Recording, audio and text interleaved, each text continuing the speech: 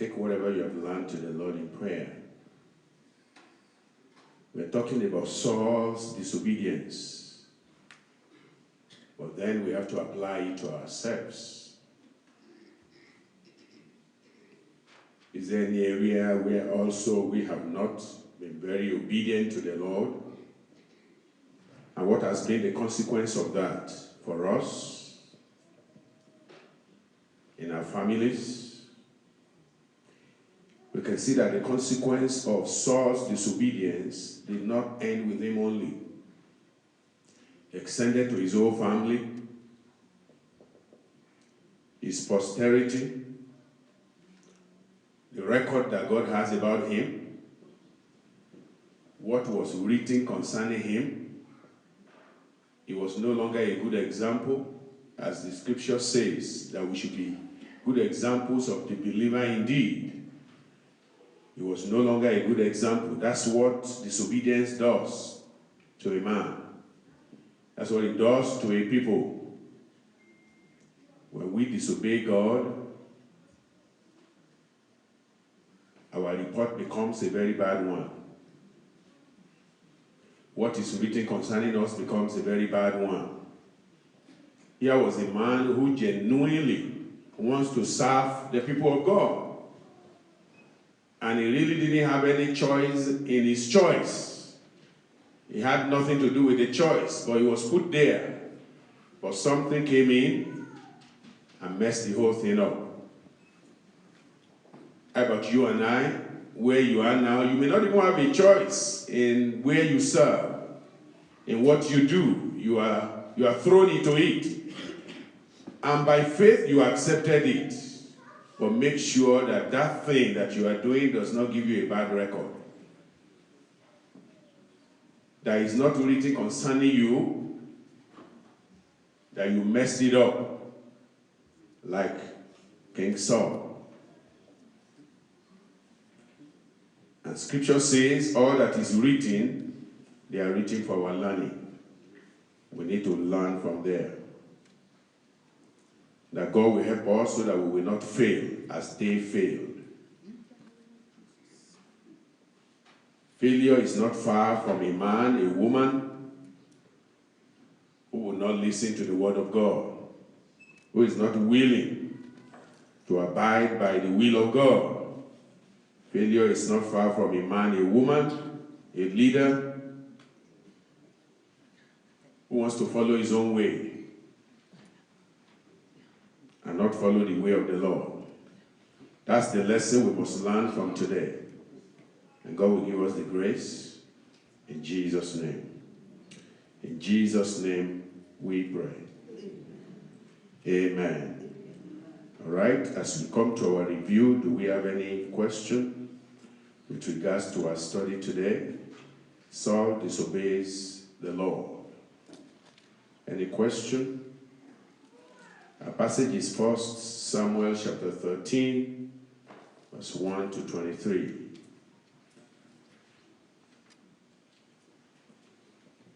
A question? All right, let's get into that passage. There is a specific area I want to point out. The passage has been read to us, and we've seen three things quickly there.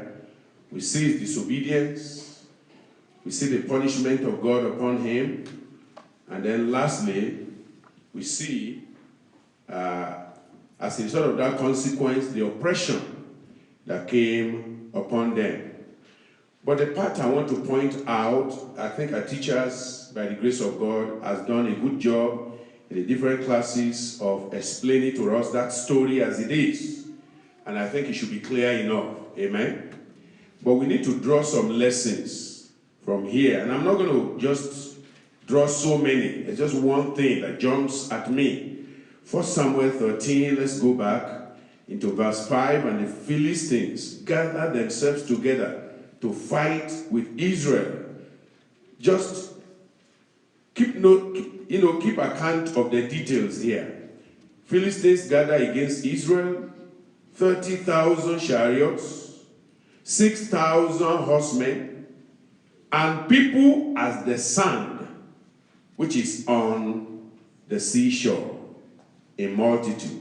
And they came up and pitched in Michmash, eastward from Beth-aven. When the men of Israel saw that they were in a strait, for the people were distressed, then the people did hid themselves in caves, in thickets, in rocks, in high places, in pits.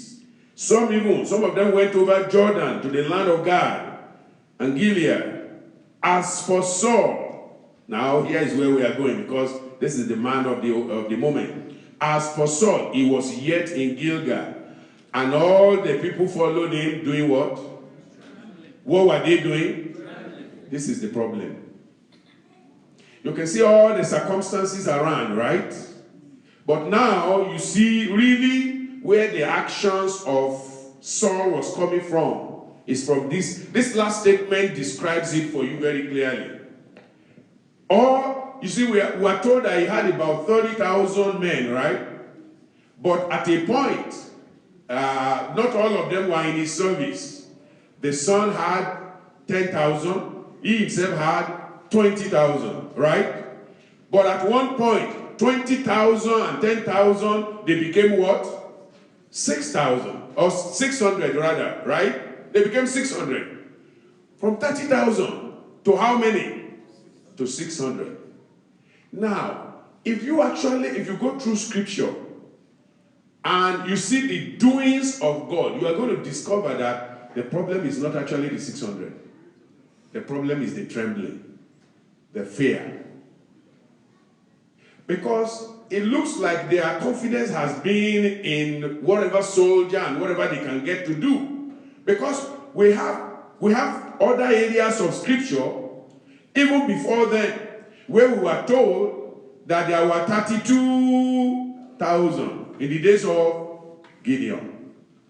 How many remain at the end of the whole exercise? 300. But who was in control then? God. 32,000 people showed up and said, we want to fight. But God says, I don't need all of them. I only need, how many? 300. And the 300, I don't even need them to fight. I really don't need them. I just want them to symbolically to be there so that it will look like we don't have anyone representing them. So let's have 300 out of 32,000. Can you see the difference when God is in control? Here is the point I'm trying to point out. When man is in control, fear is in control. Failure is in control. But when God is in control, it doesn't matter how few we are. Success is in control. Victory is available. Dominion is available. It's not the number. It's about God and allowing Him to be in control. Brethren, in my short time of being in ministry, I've seen two different situations of somebody who was afraid and what he did. And it's very scary. I've seen a situation where another one was afraid and he went to God. Let me start from that one. That one was afraid and prayed. And said, God, I'm really afraid. I'm losing people. I used to be this number, but look at how many I am now. What should I do? What should I do? Speak to me, God. And several days he was crying to God and begging God. And finally God spoke to him that he should relax. That he should relax. Don't worry. If anybody wants to leave, let them leave. You are not the one who brought them. If they left, that's because they don't belong to you in the first instance. Those who belong here, I will bring them. And the man's heart was rested. But then there was the situation of another man that I know who was scared. And all he was saying is, hey, all the people are leaving. Everybody seems to be leaving. What are we going to do now? Should we? You don't need to do anything. If you are working with God, that man is deserting you is not a reason for you to run, to be afraid. If truly you are working with God and you are not working with yourself, if it is God that gave you the assignment, that put you there, just trust Him. If 10 left, 1,000 will come back. Amen. That's God. But if it is you and you are trying to manipulate everybody so that they can be under your control, very soon everybody will be gone. Because their eyes will be open and they will know that this is the rule of man. But when God is in control, there will be no problem. That's what I want to tell you this year. let God be in control. Of your life, let God be in control. I said of your life, let God be in control. Don't give room for fear. Because, brethren, what fear will make a man do, you yourself cannot even know it. Jeremiah chapter 17 says, the heart of man is what? Desperately, 17 verse 9. He said, the heart of man is desperately wicked. You can't even know it. What you can do, what you will do when you are afraid has not been revealed to you. Because fear is like a fog over a mountain, and you are flying towards that mountain, and the mountain looks like everything is clear, but there's a huge obstacle on the other side, but you cannot see it, and fear is all over it. But then, when there is faith, the fog is removed and you can see every obstacle, and then you see God on the other side waiting for you. But fear, when you allow it in, it will make you do things you never even thought you could do. Fear is what was in control of what happened here. The people were trembling, they were shaking. It says the remaining people, some of them were hiding in the rocks, some were hiding in the caves, some were running to other places next because they're so afraid. And what made them to be afraid? They were seeing 30,000 chariots. We are not even talking of the soldiers themselves. There are still multitudes of soldiers, but just chariots. Think about 30,000 chariots coming towards you. 6,000 horsemen. That's another group. And you have 600 ragtag, fearful people. And you say you are going to fight with that. It's not going to work in the arms of the flesh. But with God, victory is sure. I said victory is sure. If you trust in God. He said that they that trust in God, they are like Mount Zion, which cannot be what? Removed. They cannot be removed. When you trust in God, you may be one man, like Elijah, against 450 prophets of Baal. At the end, you will still defeat them. At the end, you will still have victory as you trust in the Lord. So fear was in charge here. That's what I want you to focus on this year. Take fear away. Amen. What did I say? What did I say? Why must you take fear away? Because it's not, let's read 2 Timothy. I'll come back to our passage again if I have to, but 2 Timothy chapter 1. Let's see that. You have to take that fear away. Don't allow it. Don't give it power. 2 Timothy chapter, what's the chapter? And our verse 7. All right. It says, for God has not given us what? The spirit of fear, but of power and of love and of a sound mind. So what happened to Saul here is fear took over. And when fear takes over, all kinds of ugliness comes in. All kinds of thought. Now I will be defeated. Now I'll be removed from the kingship. Now the whole nation will look at me as a failure. A whole lot of demeaning, degrading thoughts will begin to come in. And from that point, the Spirit of God is not in control. And so man is trying to defend what he thought he had. Now, who gave Saul the kingship? Who is going to defend him? Praise God. The one he actually need to fear, he was not fearing. Who should he fear? God. That's the one he should be fearing. Jesus said, I'll forswear you who you should fear. He said, fear him who has the power to kill and do what? And cast into hell. Say, that's the one you fear. The other people cannot do anything to you. Don't allow their fear to paralyze you. So in the new year, the lesson you should learn from here is fear God. What did I say? What did I say? Luke chapter 12. I paraphrased it, but let's read it. Luke chapter 12. Luke chapter 12.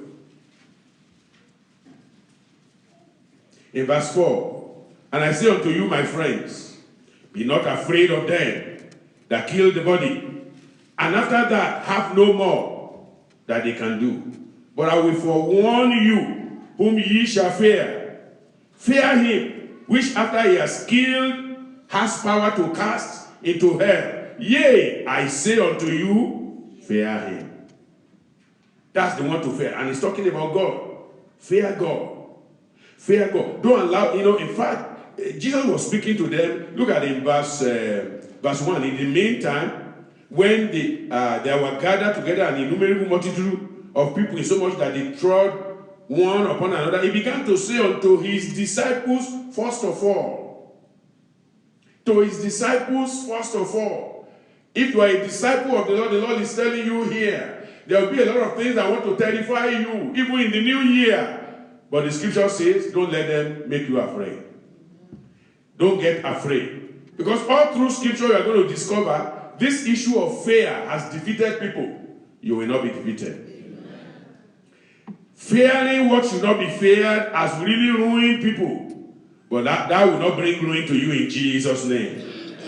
I said that will not bring ruin to you in Jesus' name. Because you will not be afraid. So Jesus said, first of all to the disciples, beware ye of the leaven of the Pharisees, which is hypocrisy. For there is nothing covered that shall not be revealed, neither he that shall not be known. Therefore, whatsoever ye have spoken in darkness shall be heard in the light, and that which ye have spoken in the ear in closet shall be proclaimed upon the housetop. Now you may not understand that, but the way I want you to apply that is, fear sometimes is not spoken.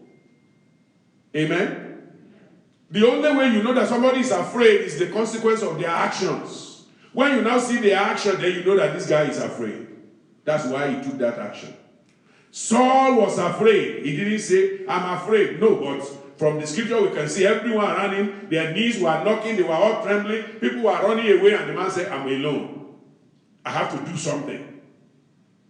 And then any counsel people give now, he is willing to fall for it.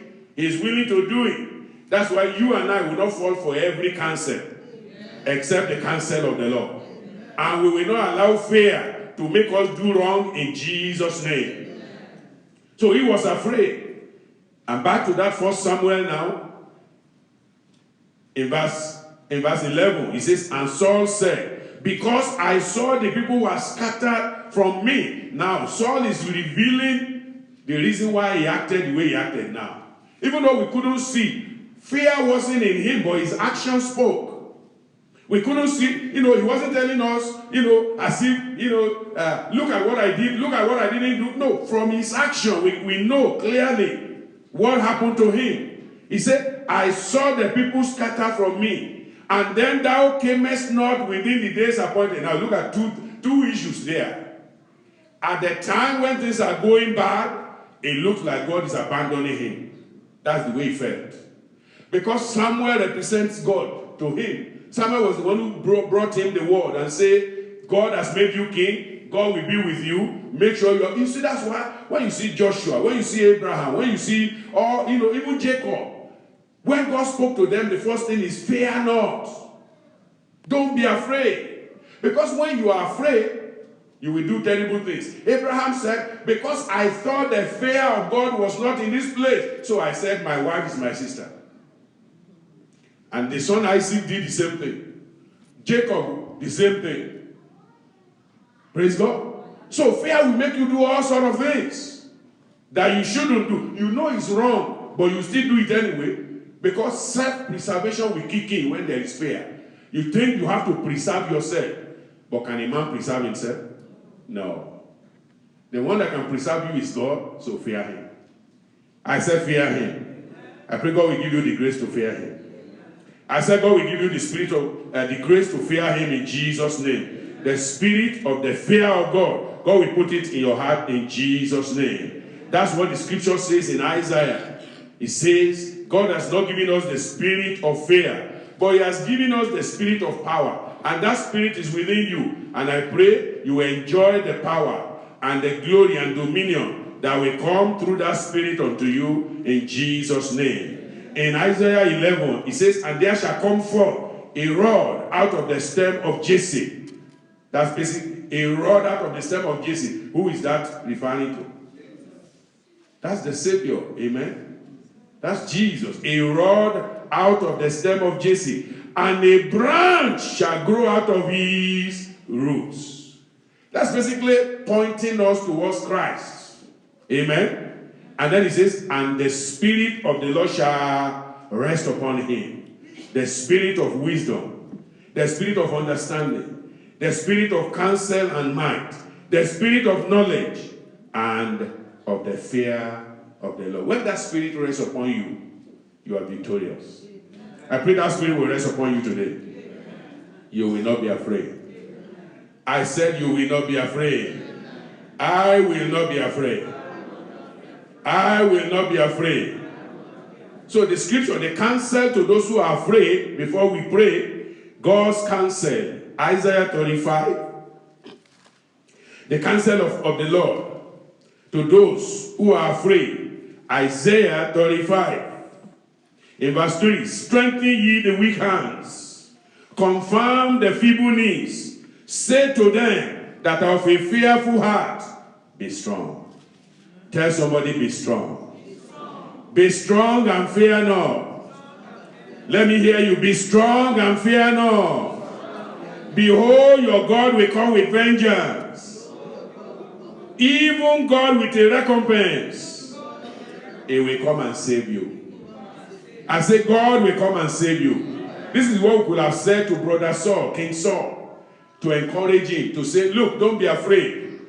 30,000 chariots, don't be afraid. Multitudes of soldiers that you cannot number, don't be afraid. You know, they are coming and it looks like they are going to get you, but you know what? Your God is coming to save you. Amen? Because that's the message. That's the whole message for you and I this year as we go to the Lord in prayer. Let me read that passage again. Our theme for this year, you are going to pick it from there. 2 Chronicles 20. Let me read it for you, because they also had multitudes against them. But you know what? As they remain in the Lord, as they stay in the Lord, you see that victory was given them. In verse 15, 2 Chronicles 20, verse 15, you see there, and he said, hearken ye all Judah, hearken ye all the land, and ye inhabitants of Minneapolis, and St. Paul, and the twin cities, and thou King Jehoshaphat, that's talking about the leader, thus says the Lord unto you, be not afraid, nor dismayed by reason of this great multitude, for the battle is not yours, but God's. This year, the battle is not yours, but God's. The Lord will fight your battles. The Lord will grant you victory. Whatever hosts that are building against you this year, and you feel so small, you say, I'm just in the minority, I'm very few, we are very few. Look at the multitudes that are out there that are against us. Don't worry, God will fight for you. I said this year, God will fight for you. So he says, don't be afraid. He said, be not afraid nor dismayed by reason of these great multitude. You remember the scripture tells us, God has not given us what? In 2 Timothy 1:7. God has not given us the spirit of fear, but of love and of power. What's the last one? Sound mind. When you think about that, think about it. It says, don't be afraid, don't be dismayed. What does it mean to be dismayed? Confused. Totally perplexed. You don't know what to do anymore. The right that you should do, you are not doing it because you are scared, you are afraid. He says, no, don't be dismayed. God has given you the spirit of what? Love, power, and of a sound mind. How many people have that this morning? Rise up and let's talk to the Lord. I say, Father, this new year, the spirit of love, I possess, I receive in abundance in the name of Jesus.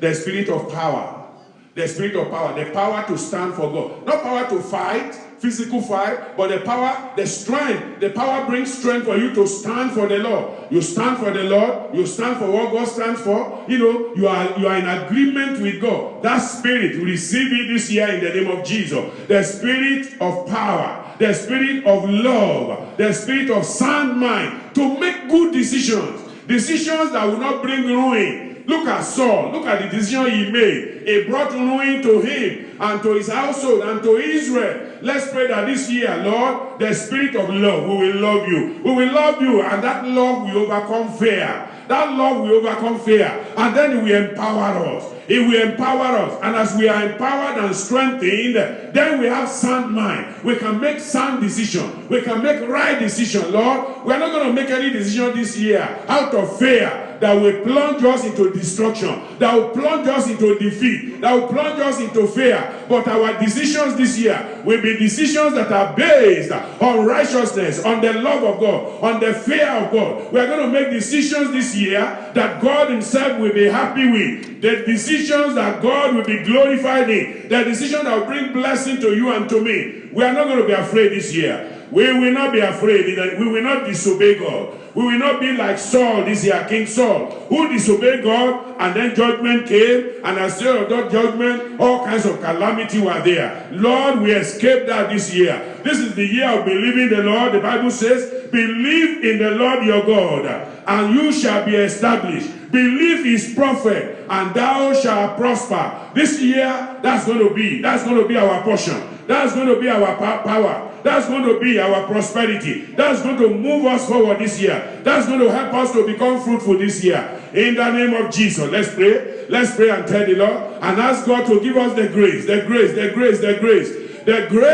not to be afraid. Let's pray that God will empower us, that we are not afraid. We are not afraid. We are not afraid. We are not afraid this year. There will be no fear. There will be no fear. There will be no fear this year. You will not be afraid. I will not be afraid. We shall not be afraid. In the name of Jesus. Yield not to temptation. The word of God of the songwriter says, yield not to temptation. I will not yield to temptation this year. For yielding is sin. I will not yield to temptation this year. I will yield to the Lord. He said, each victory will help you some other to win. From victory to victory this year. Fight manfully onward. Resist the devil this year. That passion subdue. Look ever to Jesus. He will carry you through. Shun evil companion. Bad language disdain. God's name hold in reverence. Not take it in vain. Be thoughtful and earnest. Kind-hearted and true. Look ever to Jesus. He will carry you through. To him that overcometh, God giveth a crown.